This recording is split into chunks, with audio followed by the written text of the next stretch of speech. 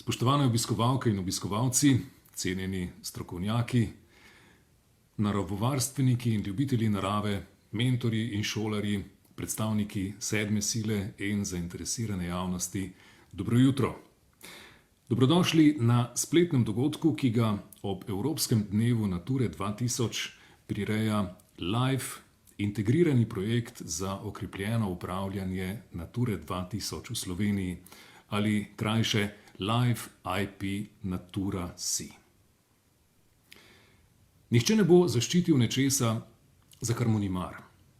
In nikomur ne bo mar za nekaj, česar ni izkusil. To so besede žlahtnega Angleža, katerega duh bo na neki način preveval današnji dogodek. To je seveda sloviti avtor BBC-jevih naravoslovnih dokumentarnih filmov Sir David Attenborough. In to, o čemer bo največ tekla beseda danes, bo nudilo bogato izkušnjo dežele narave okoli nas.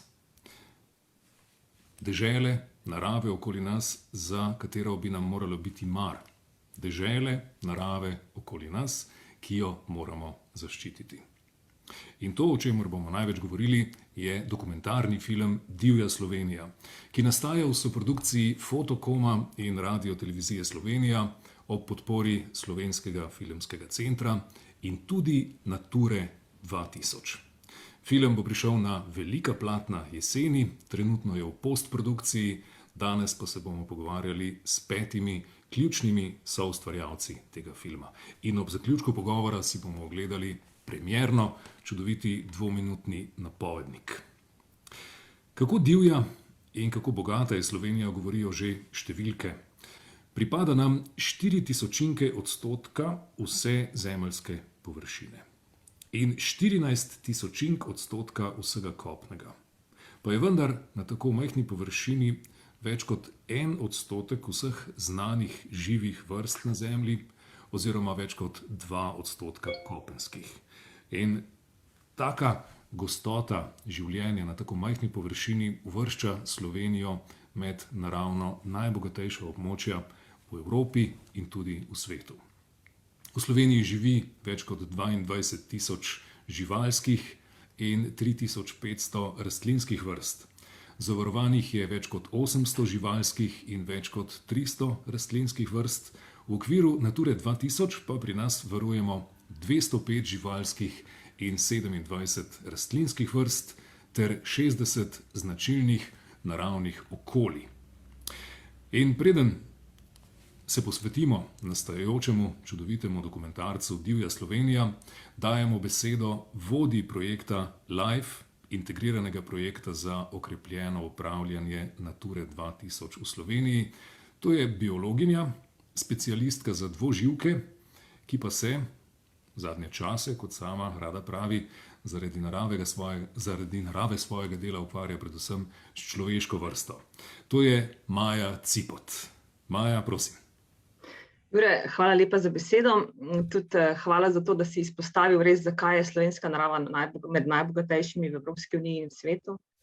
In to je tisti temelj, da so lahko izjemni ustvarjalci, kot je Matej in njegova ekipa, ulovili te izjemne, zanimive in nam velikokrat skrite trenutke iz življenja različnih živalskih in rastlinskih vrst. Res je, po izobrazbi sem biologinja in pred nekaj let je bila narava moje delovno mesto. Več kot 11 let sem se ukvarjala profesionalno z raziskovanjem dvoživk in sem bila velikokrat mokra in blatna, večkrat popikana in popraskana. A mi je to delo dalo polno zanimivih izkušenj in številnih srečanj z različnimi ekosistemi in različnimi njihovimi prebivalci. Nekaj mojih nekdanjih prizorov delovnih in vrst, ki sem jih pogosto oziroma najpogosteje srečevala ali pa so bile meni še posebej zanimive, danes delimo prezentacije z vami. No, kot si že omenil, danes že upravljam bolj drugačno, bolj suho, nikakor pa ne suhoparno delo. Kot vodja enega največjih naravovarstvenih projektov v Sloveniji se večinoma ukvarjam torej z usmerjanjem človeka v dejavnosti v naravi, s koordinacijo, usklajevanjem različnih aktivnosti in vsebin. In res bi izpostavil, da smo lahko izjemno hvaležni, da je narava v Sloveniji tako pestra, da nam omogoča tako kvalitetno življenje in tudi zanimivo delo. Pestrost narave je sicer In to raznolikost vrstnih habitatov je sicer posledica prepletanja različnih naravnih danosti tega prostora, predvsem pa je povezano tudi s tradicionalno rabo, kmetijstvo, gozdarsko in obenem z dolgoletnim sistematičnim varovanjem narave v Sloveniji. Lani smo praznovali 100-letnico spomenice, prve pobude varovanja narave Slovencev, z njo smo dobili prvo pobudo za zavarovanje območij, za zavarovanje rastlin in živali, jamskega sveta, tudi jasno usmeritev, da se res moramo zavedati neprecenljive vrednosti narave, bogastva narave. Po 100 letih imamo v Sloveniji 50 naravnih parkov, več naravnih rezervatov, več kot 1000 naravnih spomenikov. Smo del največjega svetovnega omrežja varstva narave, Evropskega omrežja Nature 2000.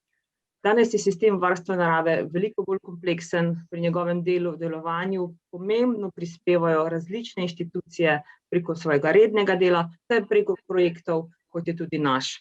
Prepoznali nas boste po geslu Živim z naturo, formalno ime je precej daljše, kot si ga tudi povedal, LIFE integrirani projekt za okrepljeno upravljanje Nature 2000 v Sloveniji, še daljši pa je seznam vseh aktivnosti, ki jih izvajamo v partnerstvu vsakodnevno. Tu smo združeni inštitucije, zavodi, raziskovalci, upravljalci s področji varstva narave, biologije, gozdarstva, kmetijstva, upravljanja voda, vsem pa je skupen cilj, da izboljšujemo državni in evropski sistem varstva narave. Za nas je pomemben del divje Slovenije ta, ki filmu ni neposredno viden. To je tisto prav tesno sodelovanje Matejeve ekipe z biologi, strokovnjaki varstva narave, z gozdarji, lovci in drugimi terenskimi izkušenci, ki med njimi so tudi številni, ki sodelujejo tudi v našem projektu. Zame je divja Slovenija res gibljiva slika bistva varstva narave. Pomaga nam doživeti naravo vse njene pestrosti, sodelovanju, medsebojni povezanosti, ter s tem razumeti, zakaj je pomembno, da se za ohranjanje narave potrudimo. Naše partnerstvo in sodelovanje z divjo Slovenijo priložnost, da to izjemno pestrost živalskega in rastlinskega sveta, ki predstavlja bogastvo Nature 2000, pokaže v slovenski in mednarodni javnosti. Zato se res veselim letošnje jeseni, ko bo premiera filma, še bolj pa današnjega pogovora in upam, da boste vsi današnji virtualni obiskovalci potem tudi uživali. Hvala. Hvala lepa, Maji Cepot. Gospe in gospodje, naši današnji sogovorniki so Matej Vranič, poklicni fotograf in snemalec, pri filmu Divja Slovenija producent, soscenarist, režiser, direktor fotografije, montažer in še marsikaj. Naštevali bi lahko zelo dolgo, zakaj vse je zaslužen. Marjan Žiberna, popotnik, novinar, pisatelj, soscenarist tega filma. Leon Firšt, eden najprodornejših mladih slovenskih skladateljev, avtor filmske glasbe, ki ima v filmu pomembno mesto. Miran Krapeš, mednarodno uveljavljeni fotograf, tako rekoč fotolovec, prejemnik nagrade Naravoslovni fotograf leta 2018, pri filmu eden od snemalcev. Ter Jure Novak, mladi ljubiteljski fotograf, sicer s kar nekaj izkušnjami, za katerega je bilo pa sodelovanje pri snemanju tega filma prva izkušnja s filmom sploh. Drago občinstvo, še nekaj čisto tehničnih napotkov med pogovorom, razen seveda naših sogovornikov. Prosim, bodite utišani, da ne bi hrup iz vašega okolja zmotil pogovora. Lahko pa nam zastavite pisna vprašanja, na nja bomo odgovorili ob koncu pogovora, bodi si v pogovorno okno, torej klepet ali chat, če ste z nami na Zoomu, ali pa v komentarje, če nas spremljate prek Facebooka. Če imate kakršnokoli težavo, se lahko obrnete na našo tehnično in tudi vsebinsko skrbnico Vesno Stanič na telefonsko številko 051 232 308, zapisana je tudi v pogovornem oknu. Za uvod v današnji pogovor pa bomo dali besedo osrednjemu členu te ekipe. To je človek s silovito energijo, ob kateri nobeden od sodelavcev ne more ostati ravnodušen. Iz prve roke lahko povem, da če sodeluješ z njim, preprosto hočeš dati vse od sebe. Tudi on je prejemnik naziva Slovenski naravoslovni fotograf leta 2017. V letošnjem in v prihodnjem letu je ambasador projekta Živim z Naturo 2000, to je Matej Vranič. Matej, beseda je tvoja, iztočnica pa, kaj je Divja Slovenija, kako se je ta podvig rodil in kako nastaja. Jure, najlepša hvala za tak lep uvod. Ja, Divja Slovenija, dokumentarni naravoslovni film, pravzaprav bo predstavljal zelo pestro fauno in floro naše dežele, ne. Sicer bo osredotočen na sesalce in ptice, ampak bomo skozi film lahko opazili tudi zanimive predstavnike dvoživk, plazilcev, rib, žuželk in seveda rastlin. V filmu bomo gledalca popeljali med najvišje vrhove alpskega sveta, preko panonskih ravnic vse do odmaknjenih gozdov Dinaridov.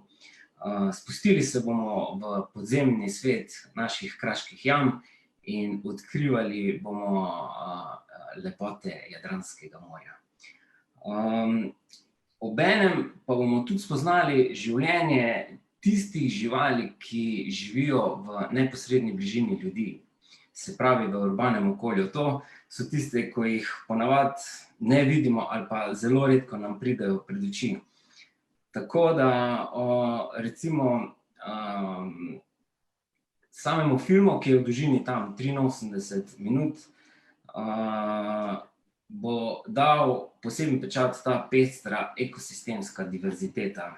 In seveda, tu smo se trudili, da probamo predstaviti zelo zanimivo, tako kreativno vse te živalske zgodbe, ki pa jih je tam okoli 40.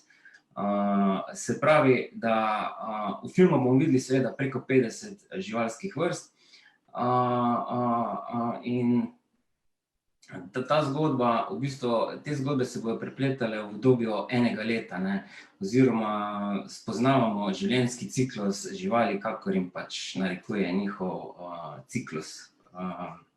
Se pravi parjenje, gnezdenje, boj za obstanek. Toliko malo na kratko, kaj pravzaprav lahko pričakujemo v filmu. Hvala, Matej. Dovoli kar pod vprašanje. Mimogrede, mi smo tesni sodelavci pri tem filmu, tudi meni je bila dana ta čas, zato se bomo kar tikali. Pohvali nas oziroma se še malo bolj, česa še pravzaprav nismo videli, pa bo film lahko prikazal, kaj so neki največji dosežki.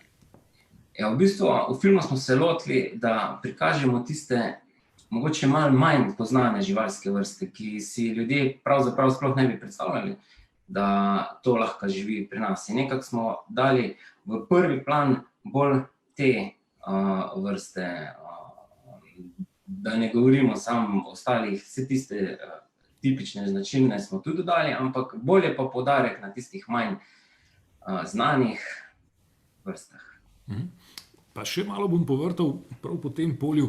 Predstavljaj si, da potuješ nekje na drugem koncu sveta, morda na letalu, zapleteš se v pogovor s tujcem, ki komaj da ve, kje je Slovenija.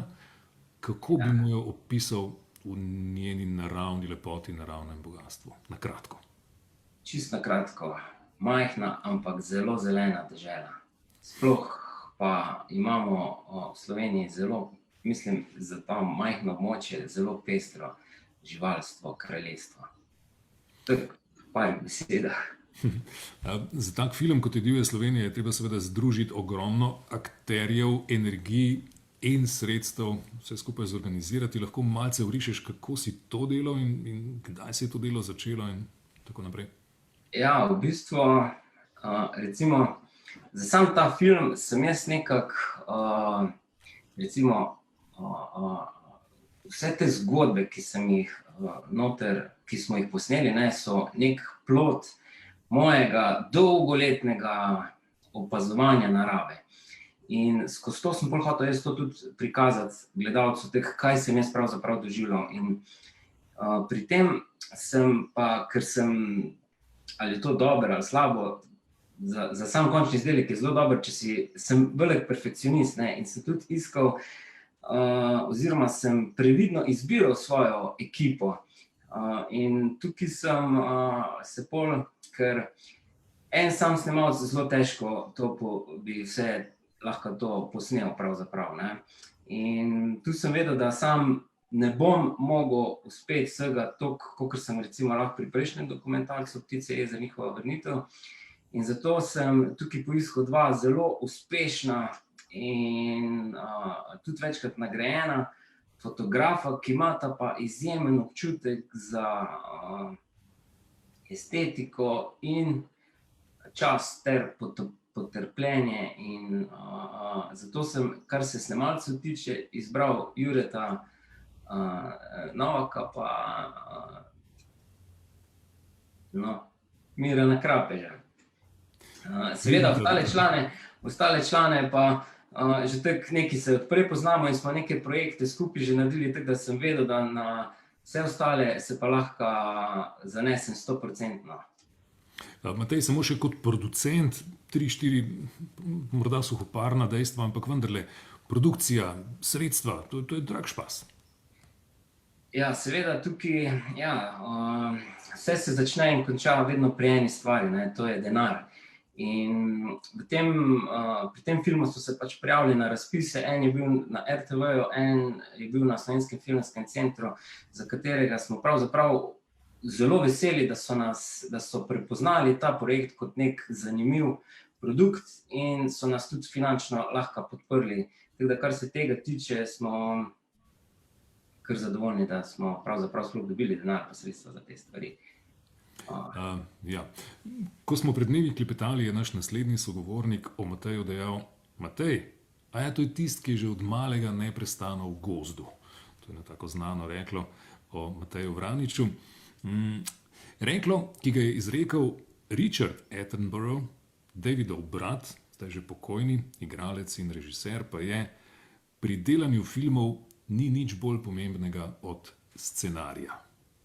Tam se pravzaprav vse v bistvu začne. Ko imaš idejo, kakšen film bo, in z nami je tudi Marjan Žiberna, soscenarist filma. Matej, seveda ostani prosim pri besedi, skupaj sta soscenarista. Marjan, razlika med običajnim dokumentarcem in naravoslovnim dokumentarcem je nekaj, kar rad poudariš. Ja, lep pozdrav. Vsekakor je treba poudariti določeno razliko med običajnim in dokumentarcem za naravoslovni film. Pri običajnem dokumentarcu je mogoče predvideti z dokajšno verjetnostjo scene, prizore, akterje, dočim pri naravoslovnem filmu so ti igralci izjemno nesodelovalni. Živali snemati je izjemno težko. Tako da mogoče v luči tega bi bil bolj pravi naziv zame ne soscenarist, ampak pomočnik scenarista. Prizore si v veliki večini zamislil namreč Matej. Matej ima po eni strani po vseh teh svojih desetletjih zanimanja za živali in bivanja v gozdu po eni strani znanje o navadah živali, kje se gibljajo, kaj mogoče posneti, po drugi strani pa tudi filmsko predznanje, ki je potrebno, ko pripravljaš scenarij za film, da predvidiš realne scene, ki jih je dejansko mogoče posneti. Namreč v naravi ni mogoče vsega posneti, oziroma mogoče je, ampak zgolj v teoriji, ker sicer bi terjalo neskončno dolgo časa in preprosto ne gre. Tako da avtor prizorov, ki jih vidimo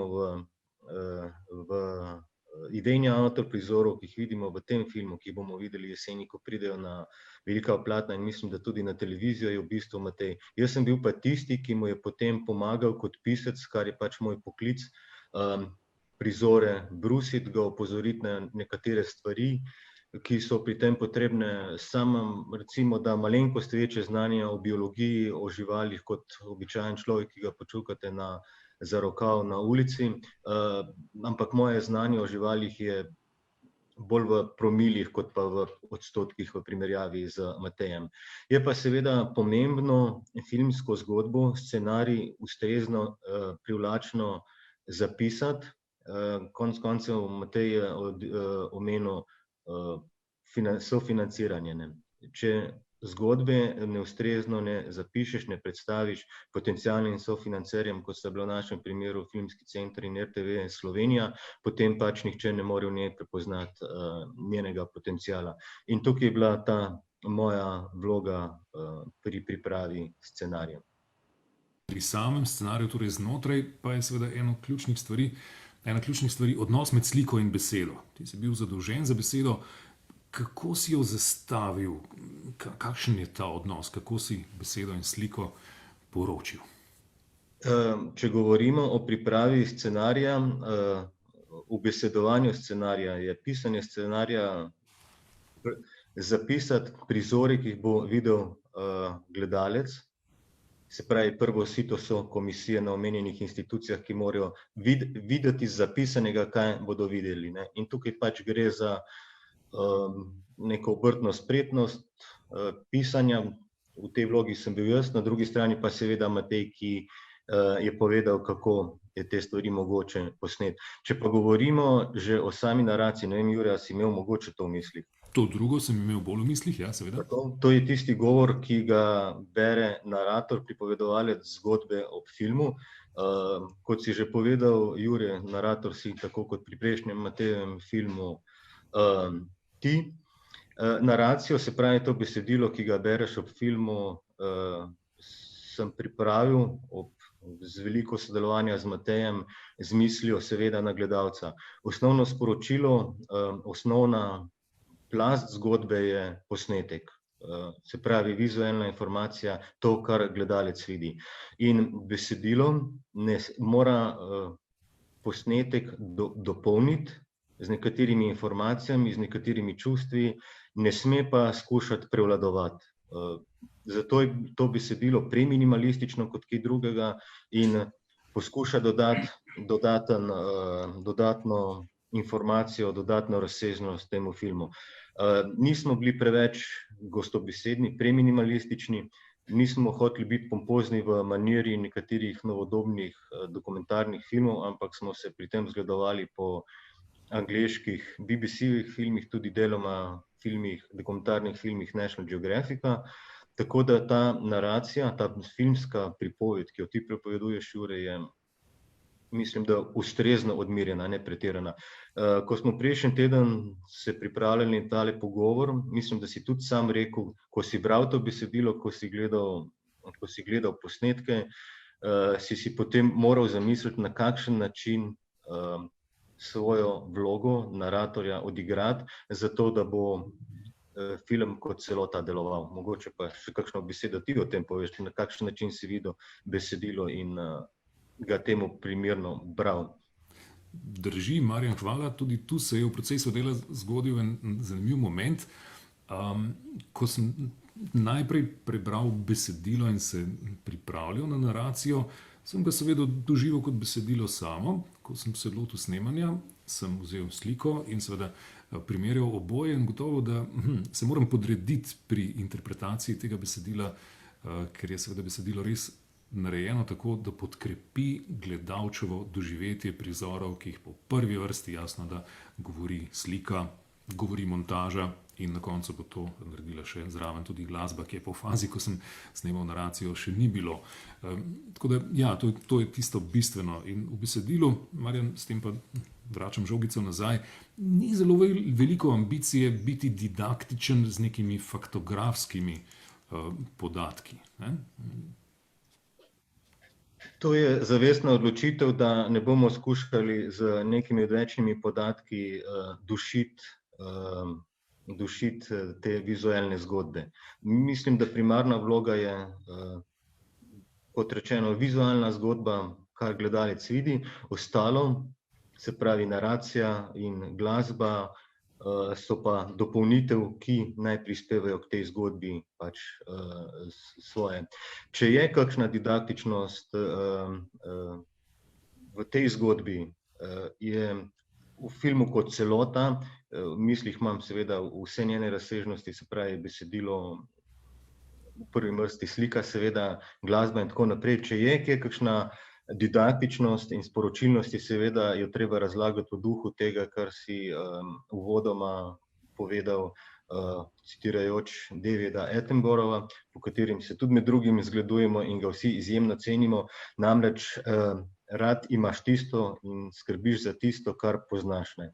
In ta film ima ambicijo biti toliko didaktičen, vkolikor lahko gledalcu približa lepoto te pogosto spregledane lepote, te pogosto spregledano lepoto okolja, v katerem živimo in v katerem živali imajo izjemno vlogo. In če bomo gledalcu tistim, ki ima vsaj minimalno senzibilnost za to, zbudili neko zanimanje in čudenje v njem, kaj vse imamo, na kakšne pestre načine živali živijo.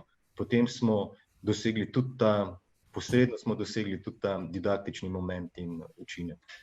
Z drugimi besedami, z vrhunsko izpiljenimi sredstvi audiovizualnega dela ponuditi kar se da bogato izkušnjo. Ja. Matej, tudi ti si vabljen v tej fazi k pogovoru, poleg Marjana. Sodelovali ste tudi strokovnjaki, biologi in tako naprej, kakšna beseda, pa tudi naravovarstveniki in tako dalje, kakšna beseda o tem in pod B, kakšen izbor med, kako smo rekli, 22.000 živalskimi in 3.500 rastlinskimi vrstami, kako jih izbrati teh okoli 50, ki jih v filmu vidimo? Ja, tukaj pri teh zgodbah, seveda niso te zgodbe pravzaprav, jaz sem sicer prej omenil, da to so zgodbe, ki sem jih jaz doživljal skozi svoja desetletja opazovanja narave, ampak tudi dosti sem se pa pri nastajanju teh zgodb jaz opiral na pričevanja biologov, naravovarstvenikov, pa tudi predvsem lovcev. Lovci so nam pravzaprav zelo veliko pomagali na terenu, ker so nam znali fajn točno določeno vrsto locirati, kje jo pravzaprav iskati, da ne zgubljaš tistega nepotrebnega časa, ki ga rabiš. Zdaj, bil je pa pri samem nastajanju, mislim to že pri scenariju, malo problem, mi imamo res to pestro živalstvo in zdaj vse te zanimive živalske vrste prikazati skozi vse leto, da bo vsaka prišla nekako najbolj zanimiva v svojem času, je pa tudi bil mal problem, ker lahko bi vse pokazal v spomladi, ker takrat je najbolj zanimivo, ampak je bilo treba to malo razparcelirati in zdaj po kakem ključu to določiti, kjera bo malo bolj, to smo pa sproti nekako sam, ni nekega recepta bilo, zdaj pa ta bi pa bila najbolj primerna, ampak tako nekako bolj po občutku, kaj bi najboljš kam sodilo, da je res čez cel film neko pestro dogajanje, da se tudi na momente odvijajo taki malo dramatični, malo veseli, malo živahni momenti in da skozi teh 83 minut gledalcev skoraj nič ne pade koncentracija. Si lahko majčkeno bolj konkreten z omembo kakšnih vrst, v smislu, da se lahko s tem pa posebej pohvalimo ali s posebnimi prizori parjenja tega in tega, kar je silovito redko in podobno? Ja, vsaka, mislim, iz vsake vrste, čistega ne bi želel povedati, zaradi tega, ker... Ne moreš, nimamo časa. Ne, imamo časa bi imeli, ampak še moramo malo kaj pustiti za pol, ko v film prišel pravzaprav ven, je pa vsaka žival po svoje bila zanimiva in ravno to smo hoteli nekako iz nje potegniti. To mogoče. Malo moram biti skrivnosten še, da ne odkrijemo preveč. Ja, vprašanje zate in za Marjana. Osnovna dramaturgija, naracija, Matej si že večkrat omenil, da stvar spremljamo skozi leto, skozi različne letne čase v enem letu in v tem času tudi obidemo Slovenijo po različnih regijah in seveda biotskih raznovrstnostih. Odločitev za to je bila zagotovo zavestna, in zakaj, morda kaj je moč tovrstne dramaturgije in kako ste to spojili potem tudi regionalno? Marjan? Mogoče se mi s tem razkritim in povzetkom dramaturgije dveh lokov, namreč geografskega in časovnega, že povedal, kar bi sicer lahko jaz povedal ali ponovil. Gre, če nakratko ponovim, za potovanje od alpskega sveta prek prekmurskih ravnic Dinaridov, osrednje Slovenije do morja in nazaj v kraško podzemlje, pa skozi obdobje enega leta.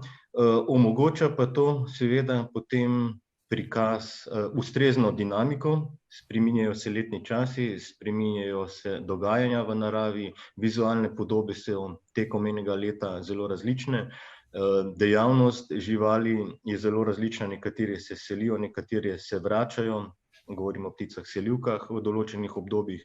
Gre za dvorjenje, parjenje, vzgojo mladičev, osamosvajanje mladičev, tako da v bistvu ta dva dramaturška loka omogočata ustrezno dinamiko filma, namreč dolg je 83 minut in verjamem, da na ta način ohranja pozornost bralca oziroma gledalca, seveda. Ja, in seveda življenje samo to dramaturgijo pravzaprav ponuja. Še to, na kakšnega gledalca, na koga ste mislili pri delu? Namenjen vsem generacijam, mladim, slovenskim gledalcem, tujim, kako na to različnost misliti? Ja, film je bil pravzaprav narejen za zelo širši krog gledalcev, se pravi za ljubitelje narave, za ljubitelje Slovenije, pravzaprav za vsakega, ki mu je ta pristen stik z naravo blizu. Vsak se bo, mislim, nasplošno se pa je lahko zanimiv ta film tudi nekomu, ki mu ta tematika ni blizu. Ker skozi ravno to, če so nam všeč ti britanski BBC-jevi filmi, to je bil nekako moj, nekako sem se zgledoval po njih, in če so nam tisti filmi všeč, potem ne dvomim, da nam ta tudi ne bi bil zanimiv. Razlika med domačim in tujim gledalcem, to je pomembno. Doma prepričujemo prepričane na nek način, na tujem nagovarjamo nekoga, ki ne ve nič. Ja, v bistvu za tuj trg, ti moraš pravzaprav delati na takem nivoju film, kakor so ga vajeni v tujini gledati. In to je res visoka, vrhunska produkcija. V Sloveniji mogoče tega nismo vajeni trg in smo pravzaprav lahko zadovoljni kar že vsakim malo bolj povprečnim dokumentarcem. Ti pa, če hočeš nastopati na tujem tržišču, ker ta film se bo tudi prodajal oziroma se bo vrtel na tujih televizijah in moraš res doseči tisti njihov nivo. To pa so res zelo visoki standardi in kriteriji. Spoštovano občinstvo, Matej je na zaslonu, poglejte, v ozadju 2 plakata za prihajajočo divjo Slovenijo in za prejšnji film izpred 2-3 let, Ptice jezer, njihova vrnitev, koliko je tam lovorik natisnenih na tem plakatu. To dokazuje visoko produkcijsko in drugo kakovost, o kateri Matej govori. Mimogrede, čisto kratka, Matej, statistika. Koliko festivalov, držav je ta film že obiskal, koliko nagrad pobral? Nagrade so res ta glavni pečat. Bil sem velikokrat nominiran, meni se zdi, da kar 8-krat ali 9-krat, 4 nagrade dobiš, ampak to so res tiste nagrade, ko ti res tekmuješ s tistimi best of the best in pol ti premagaš nekoga, ko ima milijonski proračun ali pa več milijonski proračun, ti pa naredil film za par 100 jurjev, recimo, ali pa še manj. In tam se ful vidi razlika, koliko imajo oni dovršeno tehniko, koliko pri njih, recimo, več ljudi dela samo na besedilu, recimo, ni samo eden, ampak je to, in ko ti, tako da, take stvari, to res ti da neko posebno dodatno voljo in energijo, da se da, tudi če se hoče, pa če si majhen, pa nek nepoznan človek iz Slovenije, ko si recimo pravzaprav, Ptice jezer so bile moj prvi dokumentarni film, pa nasploh film, in jaz sem se s tem filmom pravzaprav vse naučil, in da ti kar tako prideš na eno tujo tržišče oziroma na tak svetovni marketing, ko je poplava teh dokumentarnih filmov in pol ti zmagaš v eni kategoriji, mislim, Bravo, ampak, zdaj scenarij imamo. Ampak to je šele začetek, zdaj treba pa vraga posnet. Gremo v to fazo. Tako rekoč vse gradivo za divjo Slovenijo je bilo posneto namensko, posebej v zadnjem času. Ali je tu kaj že arhiva? Ja, nekaj arhiva sem jaz imel, ker sem si določene zgodbe, jaz sem že vsaj 2 leti prej vedel, da bi bilo nek tak film potrebno narediti.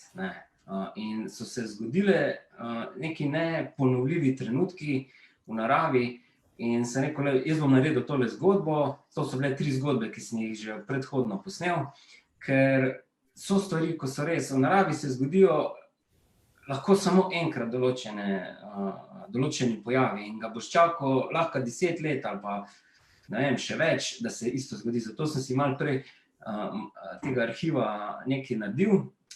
Seveda je pa bilo treba ogromno materiala na novo posneti.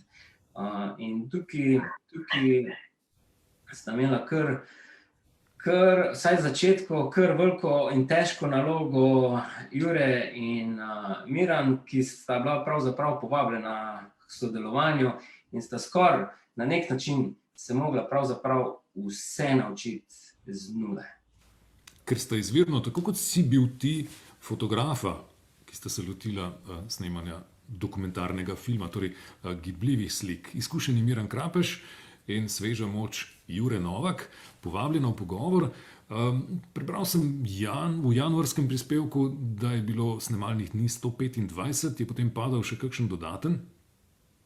Snemalnih dni je bilo 127 pravzaprav. Pa, če bi še jaz štel tistih arhivskih odprej, tam je še bilo pa še enih 30 zraven, ampak že to je kar velika številka, da imaš 127 snemalnih dni v roku enega leta, ker mi, tako kot Jure pa Miran, nismo delali samo to v življenju, da bi čakali na tem. Mi še imamo kup drugih stvari, ko jih opravljamo, in Miran ima svojo obrt, Jure je še študent, mora še v šolo hoditi in včasih nam je ravno to malo zmanjkalo, ker konec koncev ti imaš nek proračun, ki ga razdeliš, razparceliraš in za določeno zgodbo si lahko točno toliko snemalnih dni umisliš, ker ne gre več, žal.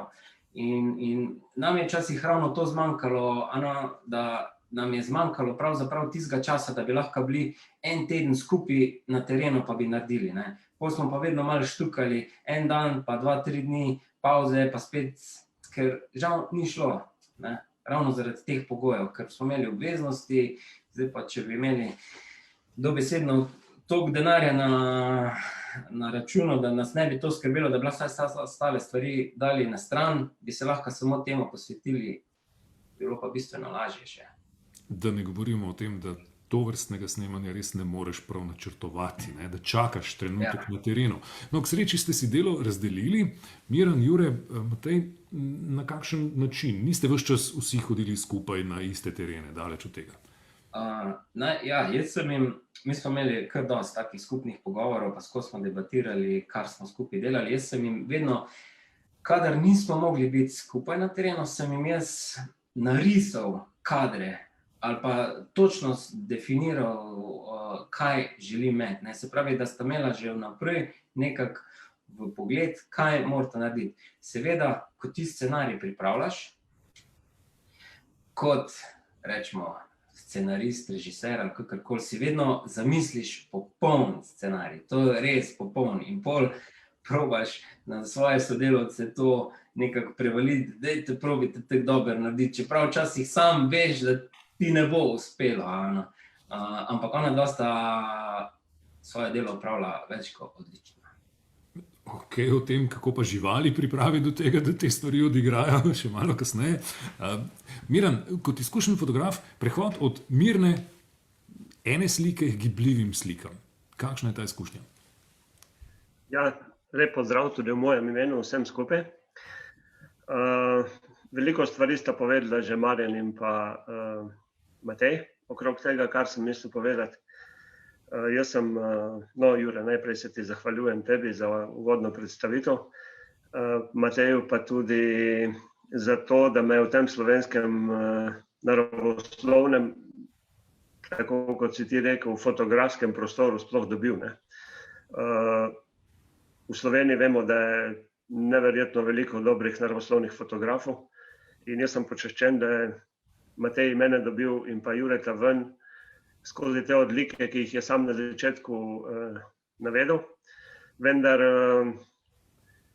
ko me je povabil k sodelovanju, jaz sem bil malo skeptičen, čeprav sem se že pred cajtom malo po malo ukvarjal z videom, vem, da to je bilo za domačo uporabo, daleč od tega, kar je Matej kot velik perfekcionist potem zahteval od nas. Izziv je bil čudovit. Človek kot sem takoj pristal na to, da gremo v akcijo. Seveda so bile pa pole težave, ker smo naleteli na njih. Ena od njih je bila oprema. Za tako majhen proračun je bilo treba za video popolnoma zamenjati opremo, nič ni delovalo. Z Matejem in z Juretom smo neštetokrat imeli glave skupaj in kaj bi bilo boljše nabaviti. Tako da nekaj od opreme smo nabavili, delež pa od tiste prav profesionalne opreme, ki bi nam omogočila še boljše kadre za jih delati. Ne? Miran, če smem, preidimo k akterjem, k tistim, ki jih gledamo v sliki, ne? K živalim samim. Izjava izpred mesecev tvoja.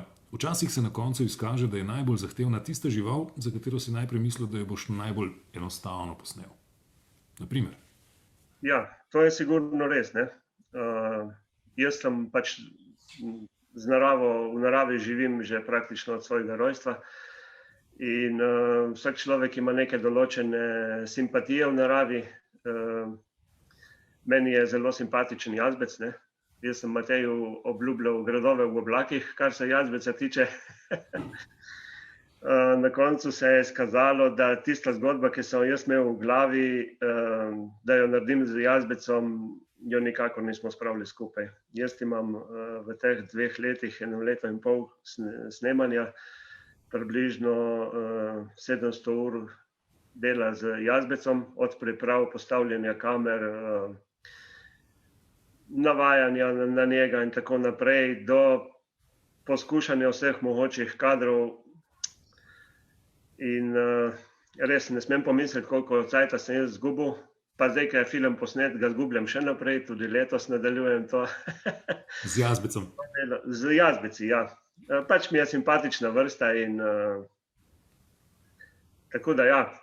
Mislil sem, da bomo tu zelo enostavno naredili, ni šlo tako gladko.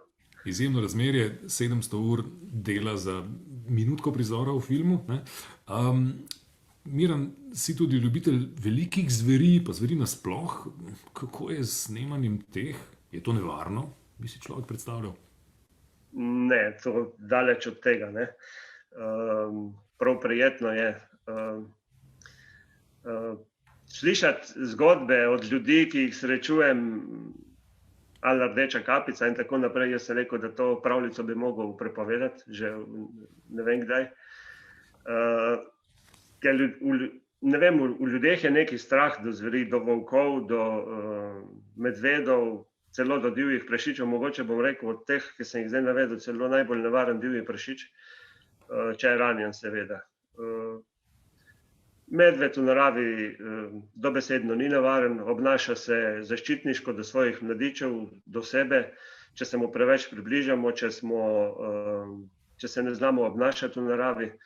Še to gre bolj za ustraševanje ljudi, ki so tam, se znajdejo v določenem trenutku.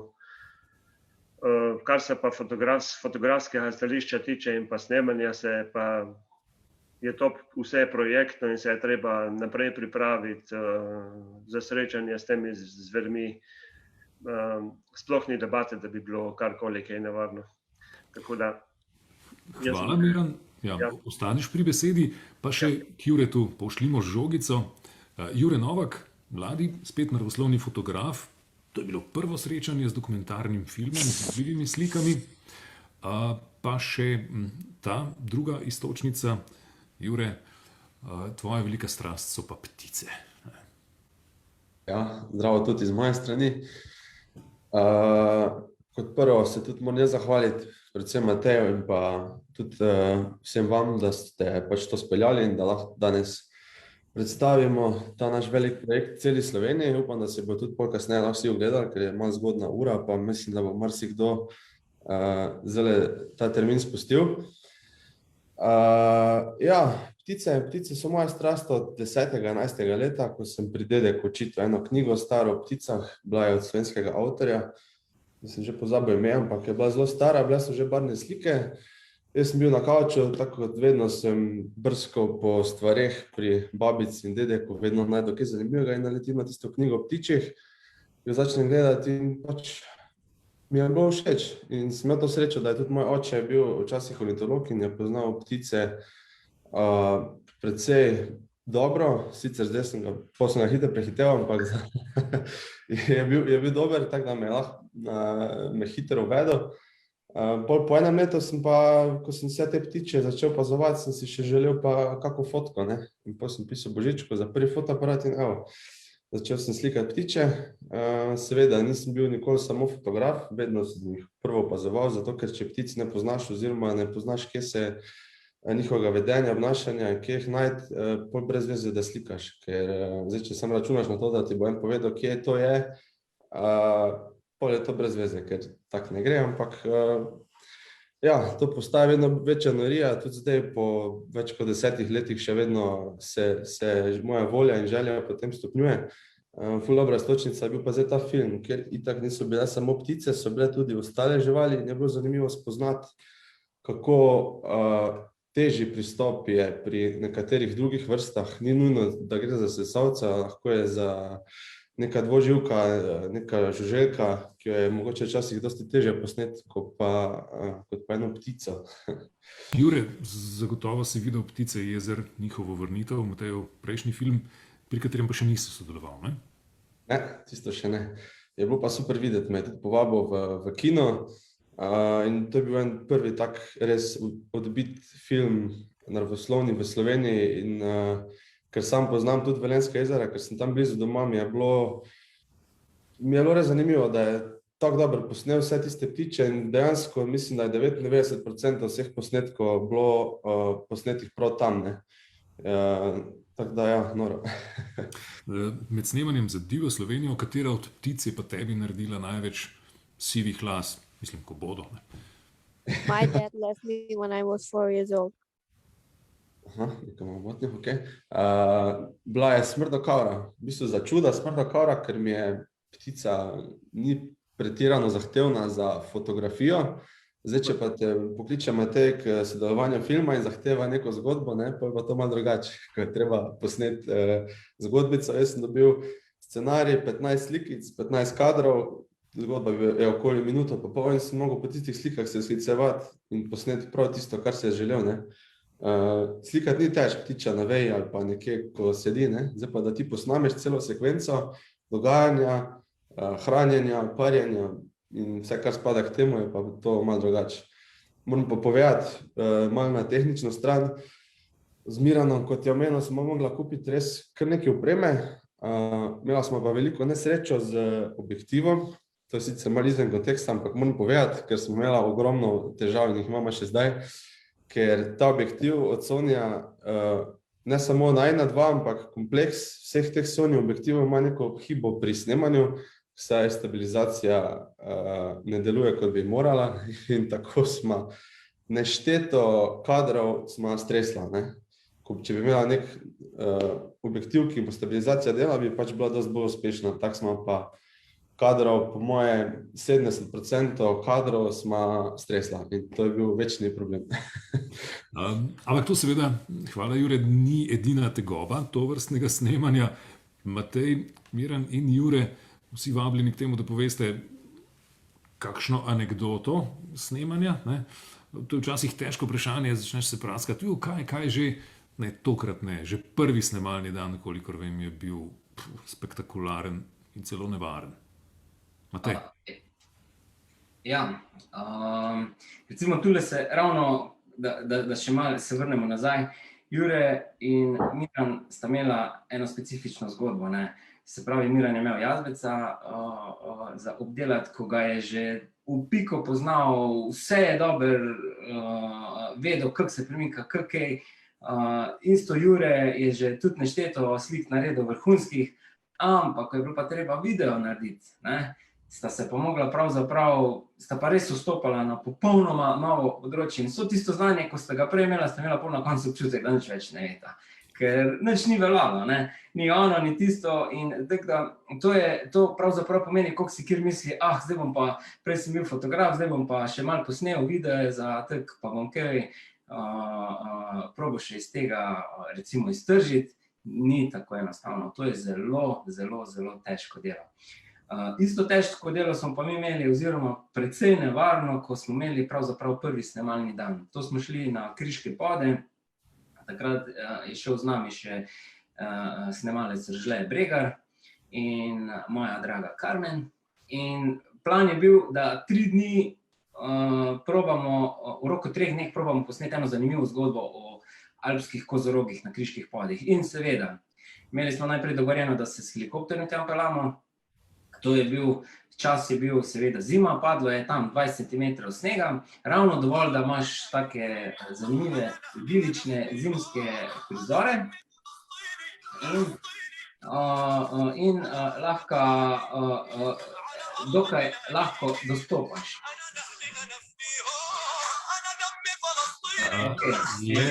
En nam skače noter in nas malo heca. V glavnem. Ja, Matej nadaljuj.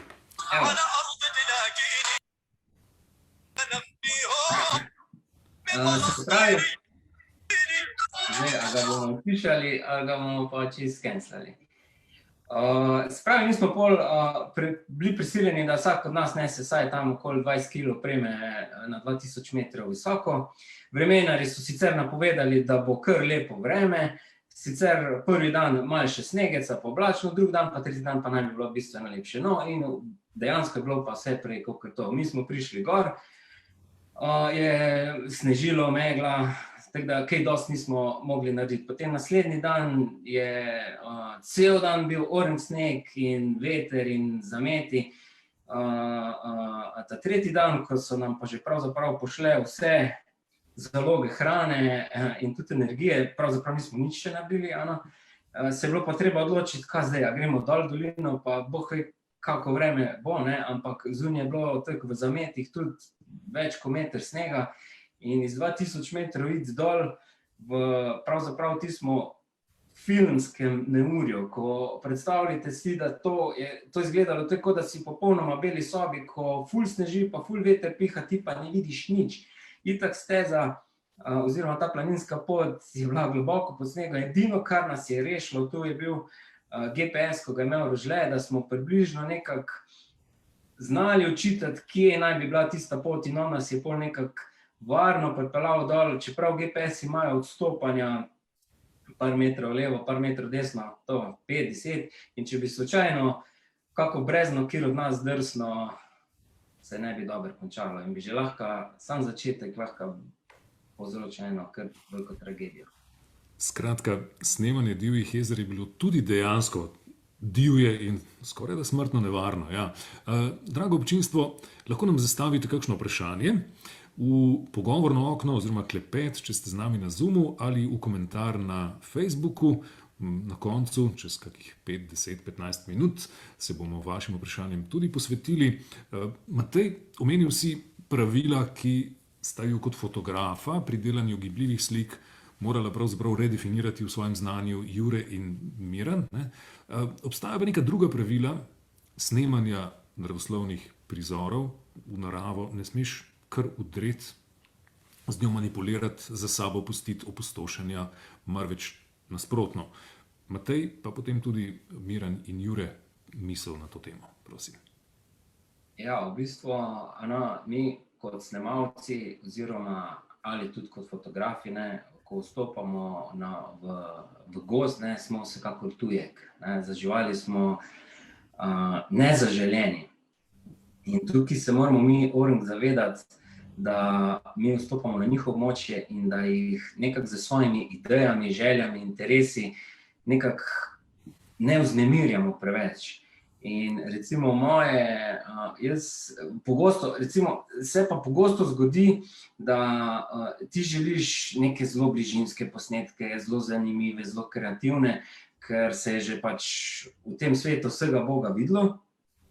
In v takih primerih, saj jaz nekako delujem potem, da če neko stvar nisem najbolj prepričan, kako bi jo speljal, oziroma kako bi najmanj bilo vpliva na samo vrsto in okolje, da se posvetujem s kakimi biologi, z naravovarstveniki ali z lovci, kakorkoli, z ljudmi, ko so strokovnjaki v tem področju, kaj bi oni naredili v moji koži, če bi bili, oziroma kako bi oni zadevo speljali. In tako nekako najmanj narediš nekih negativnih vplivov, da si čim manj moteč faktor v bližini določene živalske vrste. Miran, etika snemanja narave. No, ja, pač moram reči, da to pri snemanju filma pri meni ni bilo novo, ne. Jaz sem že prej na začetku rekel, da se z naravoslovno fotografijo in pa življenjem v naravi sem od malega in tega se strogo držim. Naprimer, snemanje živali, fotografiranje ali sploh zalezovanje v visokem snegu. To je, kadar je žival energijsko osiromašena, je to predstavlja smrt za njo, ne. Drugi pomemben trenutek je pri vseh ljudeh toliko priljubljeni mladiči, se pravi gnezdenje, kotenje in tako naprej. To je, pri teh trenutkih je žival najbolj občutljiva in na vrat na nos, sigurno, saj so zanimivi posnetki mladičev, ne? Samo na vrat na nos delati neke prizore samo zato, da bo gledalec to videl in pa pri tem zanemariti naravoslovno etiko, mislim, da bi bilo pogubno. In tega se niti v filmu, niti pri fotografiranju se tega ne poslužujemo. Tako da mislim, da tudi Matej ima pač vodilo pri tem, da raj tega posnetka ne naredimo, kot pa da bi za to trpela narava oziroma živali, ne. Jure, še ista tema iz tvojih ust, ker je pomembna. Ja, se strinjam z obema. Je pa res, da je skozi video recimo to upoštevanje oziroma spoštovanje etike je lažje predstaviti, ker v videu, ko ti posnameš zgodbo neke živali, se po mimiki živali vidi, ali si jo ti vznemiril ali jo nisi. Zdaj, mislim, da čez video to lažje predstaviš, da si žival posnel in jo medtem nisi vznemiril, ker se pač to vidi, ne? Na sliki se to da zakriti, oziroma marsikdo to zakrije, pač slika nek trenutek in se na ptici ne vidi, da je žival, mislim, na fotografiji ne vidi, da je žival vznemirjena, ne? Skozi video pa ti v zgodbi lahko to lepo predstaviš, ne? Ker se točno vidi, kdaj te žival spreme oziroma kdaj te ne, in tudi kdaj te opazuje, ne? Ker najlepši so tisti posnetki, kjer žival oziroma bilo kaj ne gleda direktno v kamero, ne? Tudi Matej se je tega ful držal, je rekel, takoj se vidi, ko žival pogleda v kamero, takrat, ko se ne vidi, da gleda v kamero, tisti trenutki so najlepši, ne? Je pa tudi res, recimo pri dosti ptic oziroma živali se snema slika pri blogih, pri gnezdih, pri pač njihovih res tistih intimnih prostorih.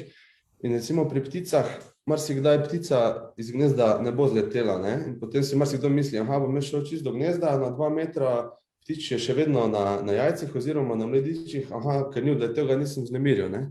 Ptica pač na gnezdu ostane, zato ker varuje tiste jajce, tiste mladiče in ni nujno, da če ne zleti, da ni vznemirjena, ne? Tako da kljub vsemu je treba spoštovati to razdaljo. Če naletiš slučajno na karkoli, čim prej se umakneš in pač je to. Hvala, Jure. Ja, drago občinstvo, na Facebooku in Instagramu Divje Slovenije je moč najti določene odlomke snemanja s prizorišč in tako naprej. Matej, bomo dobili iz tega gradiva tudi kakšen making of kasneje? To glih nisem razmišljal, ker da to nekako fajn zložiš pa pripraviš spet terja en svoj čas, ki ga pa trenutno nimamo. Morda pa naredim povzetek vsega, ampak zaenkrat nimamo takih planov. Priporočamo pa občinstvu, da pogledate te drobce, so kar intrigantni.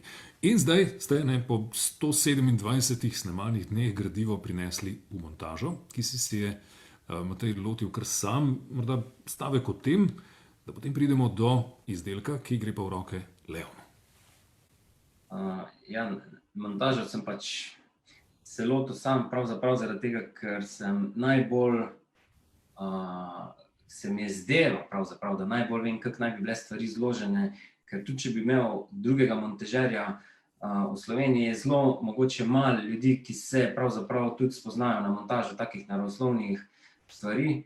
In ko ti dobiš neko maso enih video posnetkov, kljub temu, da imaš scenarij pripravljen pa vse, je iz tega vseeno nekomu, ki ni več tega, pa je malo težko skupaj sestaviti, ne, in bi isto mogel zraven njega tam sedeti, tako da dejansko ne bi nič profitiral, in zato sem jaz vse lepo zmontiral, in tudi pobarval na koncu.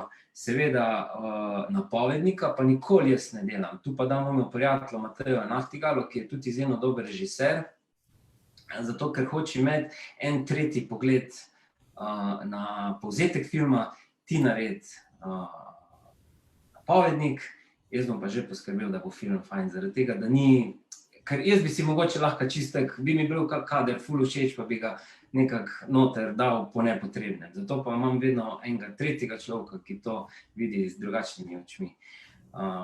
Tako da, na koncu, ko pa imamo mi vse to naredilo, v bistvu že med samo montažo, jaz Leonu malo pošiljam tako kakšne sample oziroma vzorce, na koncu pa damo muziko delati eno za mene najboljših skladateljev in zelo talentiranih ljudi na našem ozemlju. Res, Leon, ti si zame car, kar se muške tiče, ker ti znaš muziko narediti tako, sploh živali predstaviti z glasbo, da res, če jo že mi sliko fajn podpremo, jo ti z glasbo odlično nadgradiš. Ja, z nami je Leon Firšt, komponist, avtor filmske glasbe za Divjo Slovenijo in tudi za Ptice jezer, prejšnji Matejev film. Leon, komponist filmske glasbe, je stisnjen v eno tako tesno režo, tako časovno kot finančna, ne? Ta anekdota pravi, skladatelji pridemo na konc, ki zmanjka že časa in denarja, zdaj pa nared. Ne? Ampak v resnici se seveda loti že prej. Ja, lep pozdrav vsem, Matej, najprej hvala za te lepe besede, sem kar malo zardel, ampak je tako osvetlitev, da se ne vidi, no. Ja, zelo mi je zanimivo poslušati to, v kakih pogojih se snemajo taki filmi, zelo težki pogoji, včasih zelo mrzli, včasih morate po cele noči biti. No, jaz sem tudi včasih po cele noči delam, no, ampak imam pogoje veliko lažje v tej sobi, no, moram povedati. Ja, drugače pa zelo sem vesel, no, da me je Matej ponovno povabil k sodelovanju.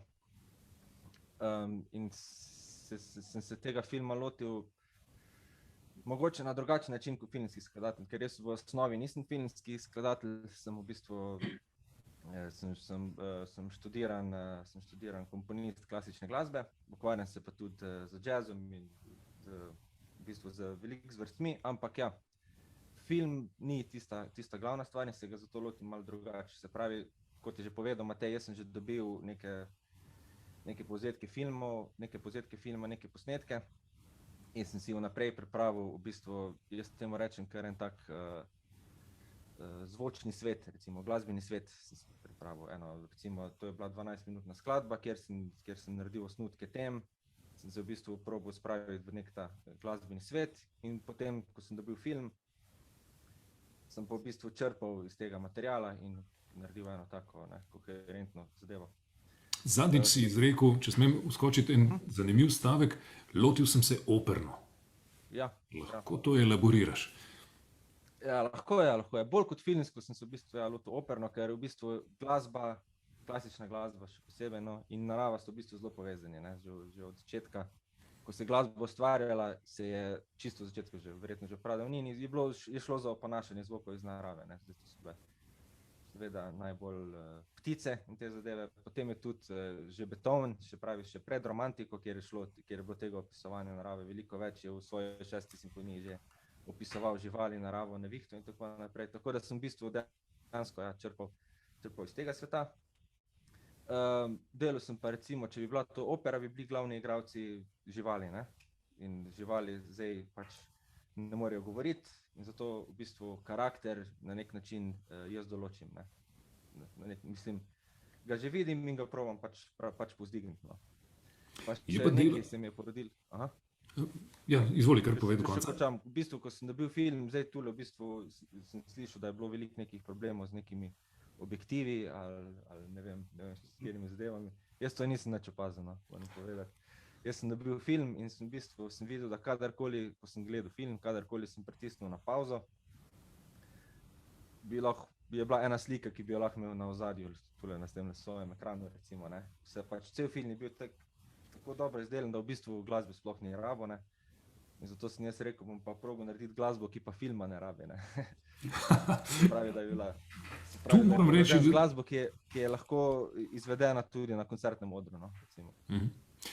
Na neki način se pa ne strinjam. Torej, jaz sem včeraj pogledal film še enkrat, to verzijo, ki jo imam, torej s šumi, ki so položeni izvirno v montaži, svojo naracijo in brez glasbe. In zavedal sem se, kako ogromen prostor moraš ti z glasbo še pokriti. To so neverjetne razsežnosti. Tudi z glasbo je treba res izjemno veliko povedati.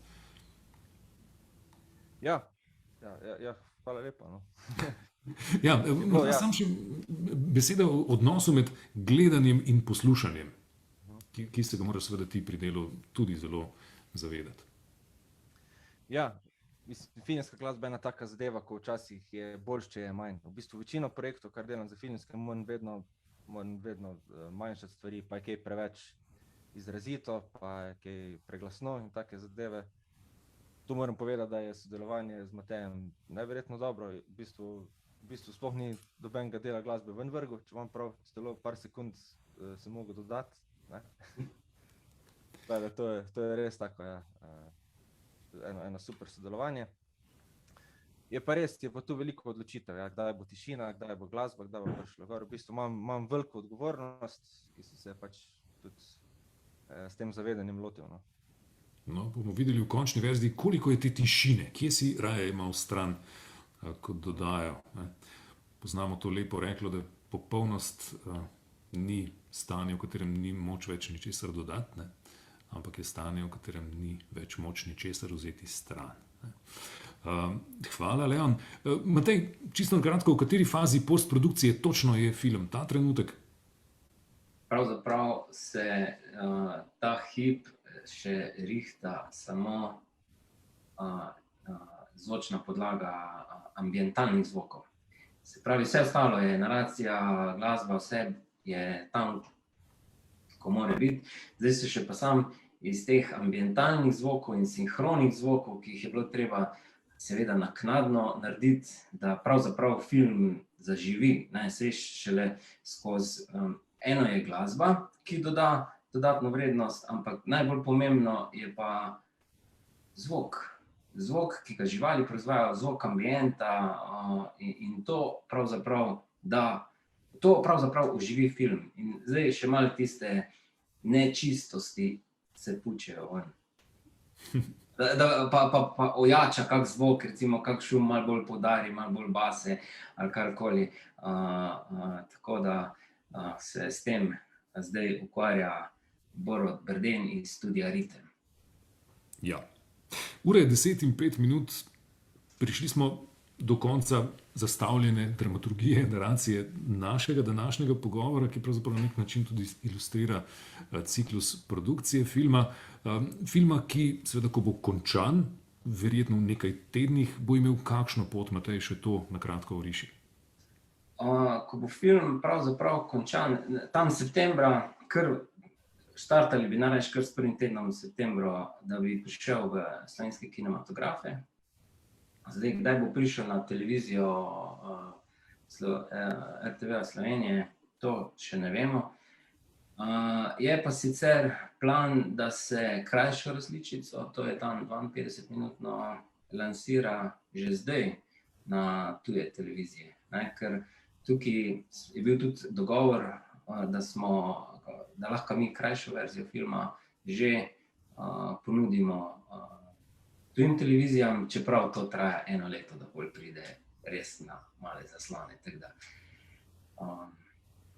To, recimo, če še lahko nekaj rečem, ko smo že bolj proti koncu, jaz bi se rad najprej zahvalil vsem, ki so tukaj sodelovali, in zdaj, da malo jih izpostavim še bolj. Imam cegelc tu pred sabo, ker je res kar nekaj ljudi. Seveda, najprej se moram zahvaliti svojemu koproducentu, to je RTV Slovenija, sofinancerju filma, Slovenski filmski center, sponzorju, Fotonaturju in seveda organizatorju tega dogodka in bi lahko rekel kar na nek način zlatemu sponzorju Živim z Naturo 2000. Zdaj pa ekipa. V prvi vrsti seveda moji dragi Karmen, da me sploh prenaša, ki obenem skrbi za marketing, je tudi asistentka produkcije, je moja asistentka kot direktorja fotografije. Potem se je treba zahvaliti soscenaristu Marjanu Žiberni za vso potrpljenje, ko smo skupaj pilila besedilo, ko je že imel mogoče mene malo tule gor.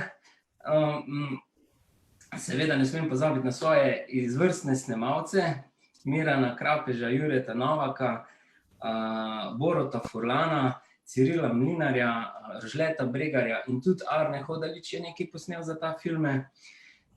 Potem operaterju drona Borisu Branoviču, Rožletu Bregarju, Janezu Kotarju, seveda za zelo epsko in svetovno glasbo Leonu Firštu, za arhivske zvočne zapise Tomiju Trilarju in Prirodoslovnemu muzeju Slovenije, za montažo napovednika, ki ga bomo potemle videli, Matejo Nahtigalo, za animacije in vizualne učinke, to je tudi v filmu, je poskrbel Jernej Župevc, seveda oblikovalcu zvoka Borotu Berdenu iz studia Ritem, vsekakor pa Juretu Longiki kot pripovedovalcu in za slovensko verzijo, pa Michaelu Manskeju za angleško verzijo. In na koncu, da je pa vse to štimalo, da so vsi podatki v filmu, ki jih navajamo, resnični, je pa posebna zahvala strokovnim znanstvenim pomočnikom, to so dr. Davorin Tome, dr. Tomi Trilar, dr. Dragan Zemljič, dr. Al Vrezec, dr. Ana Marija Žagar, dr. Tanja Pipan, dr. Lorenc Lipej, magister Slavko Polak, Katja Poboljšaj, Primož Presetnik in Marjan Govedič. Še enkrat bi se pa zahvalil vsem tistim, ki ste mi tako ali drugače pomagali soustvarjati moje zgodbe in to mojo vizijo pravzaprav narediti realnost. Hvala. Hvala lepa. To je bil Matej Vranič, soscenarist, režiser, producent, direktor fotografije, montažer in tako naprej pri filmu Divja Slovenija, ki jeseni prihaja na zaslone. Da sklenemo krog, za kratko dajemo besedo še Marjanu. Ti si tisti, ki si stvar najprej videl v svoji glavi, jo ubesedoval. Koliko si je videl že zdaj, ko je tik pred zaključkom in kakšni so občutki? Ja, če odgovorim najprej na to vprašanje, občutki so fantastični. Predvsem zato, ker stvari, področja, na katerih nisem domač, nekatera izjemno cenim. Izjemno cenim to, kar so uspeli posneti snemalci, začenši z Matejem, Miranom in Juretom. Glasba mi nasploh veliko v življenju pomeni, tako da z dolžnim spoštovanjem do odlične glasbe, ki jo je Leon naredil. Stvar sem bolj manj že videl v grobi montaži, čisto fini v takšnem stadiju, kot je zdaj, kot je Matej opisal, pa še ne.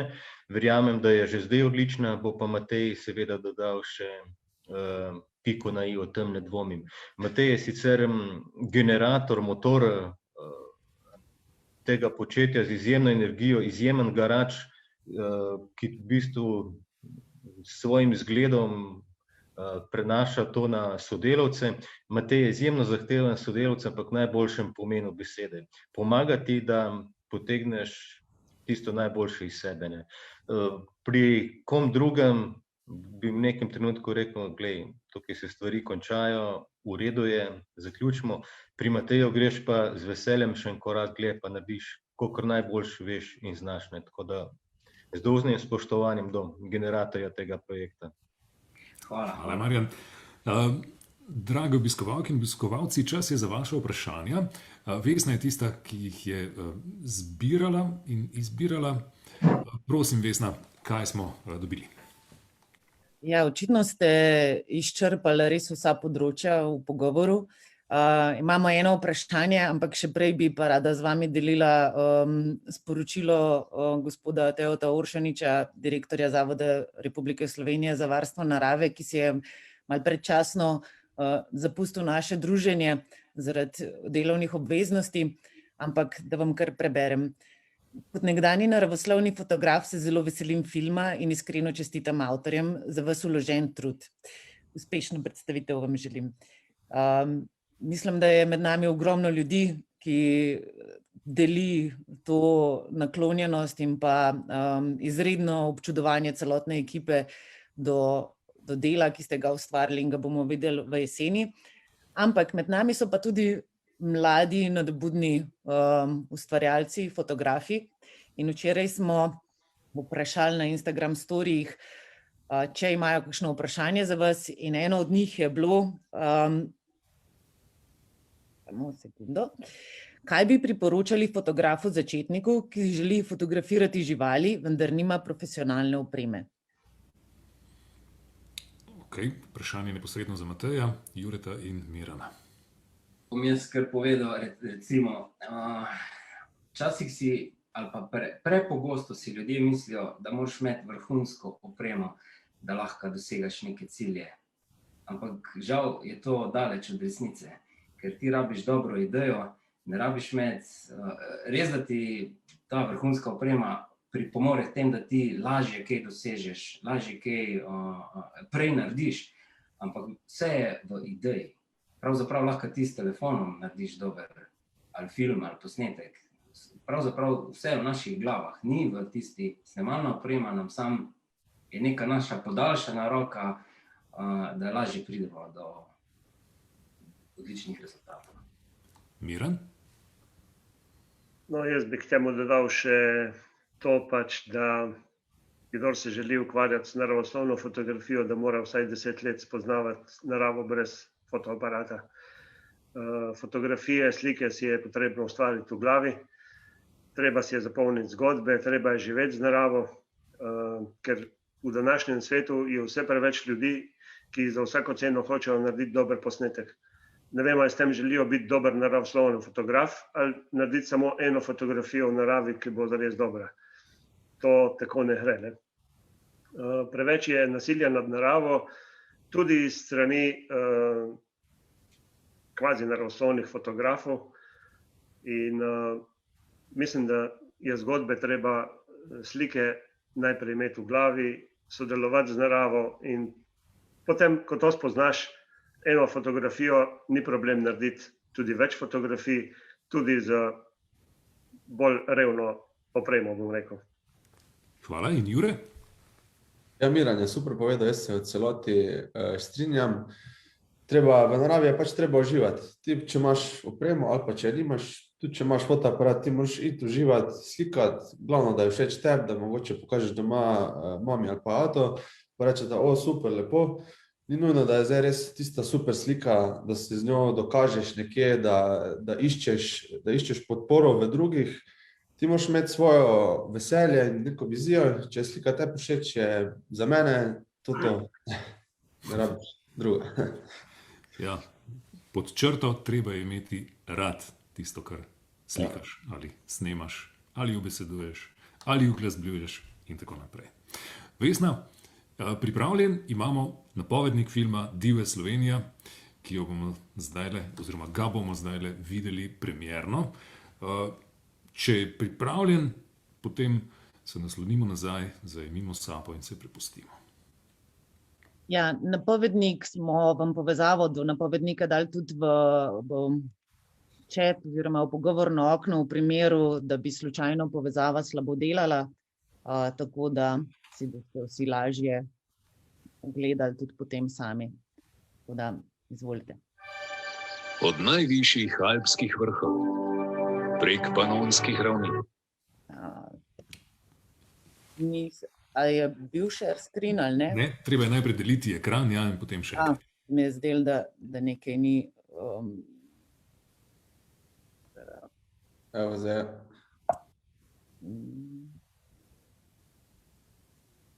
In še od začetka. Ja, raven ta del me zdaj le malo heca, sam sekundo.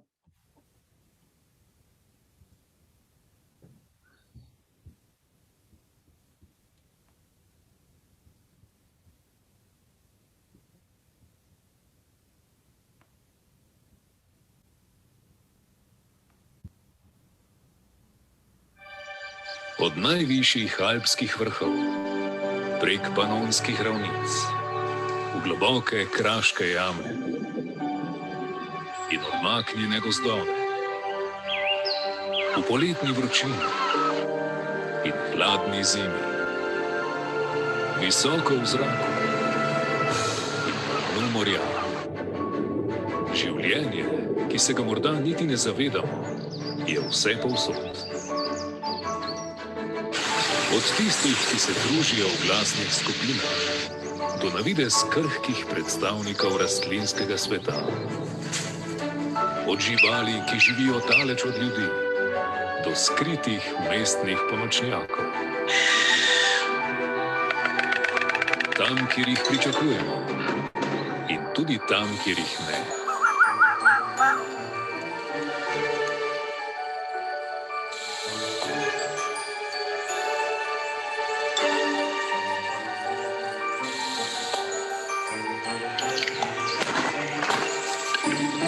Dežela prostranih gozdov in bogatih vodnih virov.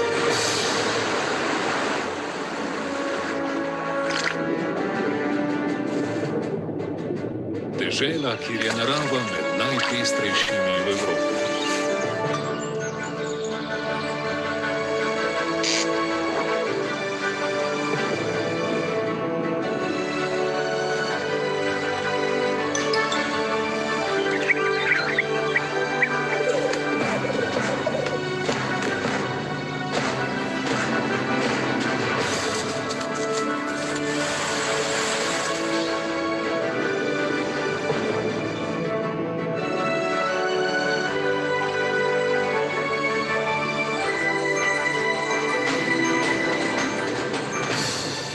Divja Slovenija.